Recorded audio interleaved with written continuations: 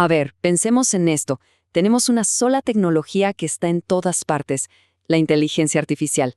Pero, y aquí viene lo interesante, hay tres manuales de reglas completamente distintos, súper poderosos y que además compiten entre sí. Es literalmente una historia de un choque de titanes.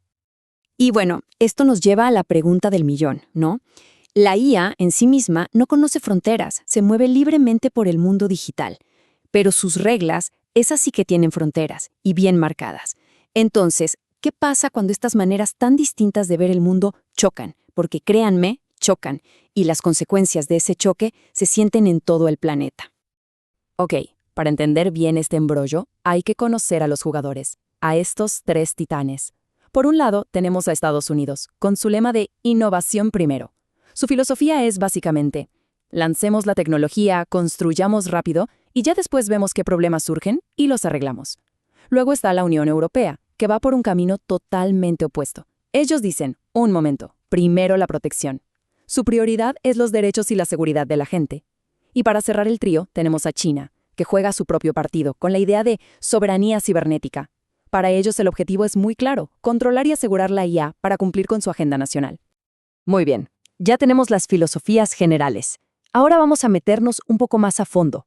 ¿Cómo se traducen estas grandes ideas en leyes de verdad, en estándares que las empresas tienen que seguir sí o sí? Y aquí el contraste es wow, es de día y de noche. Miren, en Estados Unidos la cosa funciona más o menos así. La IA se considera inocente hasta que se demuestre lo contrario. Esto fomenta que se innove sin tantas trabas usando principalmente guías voluntarias. Pero en la Unión Europea, le dan la vuelta a la tortilla por completo. Allá, la IA tiene que demostrar que es segura antes de salir al mercado. Y no es algo opcional, está todo centralizado en una ley súper completa, la famosa ley de IA. Y para entender cómo lo hace Europa, solo hay que ver su famosa pirámide de riesgo. Es una idea bastante ingeniosa, la verdad. En la punta de la pirámide, lo más peligroso, está el riesgo inaceptable. Cosas como los sistemas de puntuación social. Esos directamente están prohibidos. ¡Fuera! Bajando un escalón, tenemos el alto riesgo, como una IA que decide a quién contratar. Ahí las reglas son súper estrictas.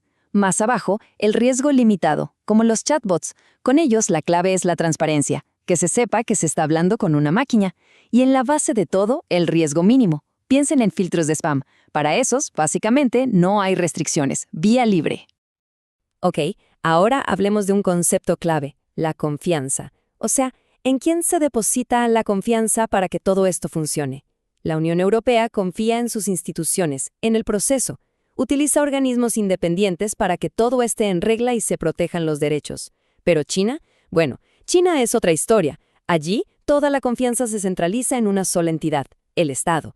Sus estándares no son sugerencias, son obligatorios, y es el propio gobierno quien supervisa todo. El objetivo, seguridad nacional y autosuficiencia tecnológica. Dos modelos de confianza totalmente distintos. Y bueno, hasta ahora todo es teoría, ¿verdad? Pero aquí es donde la cosa se pone buena, donde el caucho toca el asfalto. ¿Qué pasa cuando una empresa de tecnología, una de esas gigantes globales que operan en Estados Unidos, en Europa y en China, se topa con esta muralla de reglas tan diferentes? Ahí es donde empiezan los fuegos artificiales. Tomemos el caso de Meta, por ejemplo. ¿Qué lío se armó? Los tribunales europeos dijeron, no se pueden llevar los datos de nuestros ciudadanos a servidores en Estados Unidos. Y eso generó una tensión brutal. Lo más interesante es que la solución no fue técnica, no la encontraron los ingenieros, la encontraron los diplomáticos. Tuvieron que sentarse a negociar un acuerdo político completamente nuevo. La lección es clarísima. Hoy en día, el éxito de la tecnología global depende y mucho de la diplomacia. Otro caso buenísimo es el de TikTok. Había muchísima preocupación, tanto en Estados Unidos como en Europa, de que se pudiera acceder a los datos de los usuarios desde China. ¿Y qué tuvo que hacer TikTok para calmar los ánimos? Algo bastante radical, la verdad. Partió su infraestructura en pedazos. Literalmente. Crearon centros de datos locales, uno para Estados Unidos, otro para Europa. O sea, la lección es que si quieres jugar en el tablero mundial, tienes que localizar tus datos. Ese es el precio de la confianza hoy. Y a Apple le pasó algo muy parecido en China. Para poder operar allí, tuvo que cumplir con la ley local, que es muy estricta. ¿Qué implicó eso? Pues que tuvo que asociarse con una empresa del Estado chino para guardar los datos de iCloud de sus usuarios de China en China. En la práctica esto es una locura. Significa que Apple tiene que mantener dos nubes completamente separadas, una para China y otra, bueno, para todos los demás. Y luego tenemos el caso de ChatGPT, que es, súper revelador. Es la herramienta del momento en casi todo el mundo, ¿cierto? Bueno, en China está prohibida, así de simple. ¿Y qué pasó? ¿Se quedaron sin IA generativa? Para nada, al contrario. Gigantes tecnológicos locales como Baidu o Alibaba sacaron sus propias versiones y llenaron ese vacío al instante. Esto nos deja una enseñanza brutal. La regulación no solo te dice cómo jugar, te dice quién puede sentarse a la mesa a jugar. Entonces, queda claro que estos ejemplos no son solo problemitas aislados para las empresas. No, para nada. Son síntomas de algo mucho más profundo, de una fractura, una fragmentación geopolítica de todo nuestro mundo digital. Piénsenlo de esta manera. Cada una de estas potencias está exportando su visión del mundo. Estados Unidos nos exporta la tecnología, las plataformas que usamos a diario. La Unión Europea exporta sus valores, su modelo de confianza y está intentando que sus reglas se conviertan en el estándar para todos. Y China, por su parte, exporta su paquete completo de infraestructura y su modelo de gobernanza digital. Al final del día, es una competencia feroz por ver qué modelo tiene más influencia en el resto del mundo. Bueno, y después de todo este panorama global, la pregunta es, ¿y esto en qué nos afecta a nosotros, en el día a día? Pues muchísimo, porque esta competencia global está definiendo cómo se enseña, qué carreras tienen futuro y, en general, qué tipo de talento se necesita en el mundo de la inteligencia artificial. Miren, esta tabla lo deja clarísimo. En Estados Unidos, la educación está toda enfocada en la innovación, en el emprendimiento. Están creando constructores, gente que se atreve a tomar riesgos y a experimentar.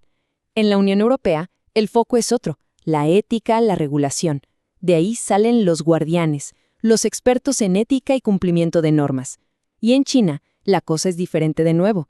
La educación está totalmente alineada con la estrategia del país, produciendo en masa ingenieros y estrategas súper eficientes y orientados a un objetivo. Entonces, la gran pregunta es, ¿quién va a tener éxito en este mundo tan dividido? La respuesta parece estar en un nuevo tipo de profesional, los que podríamos llamar bilingües de la gobernanza.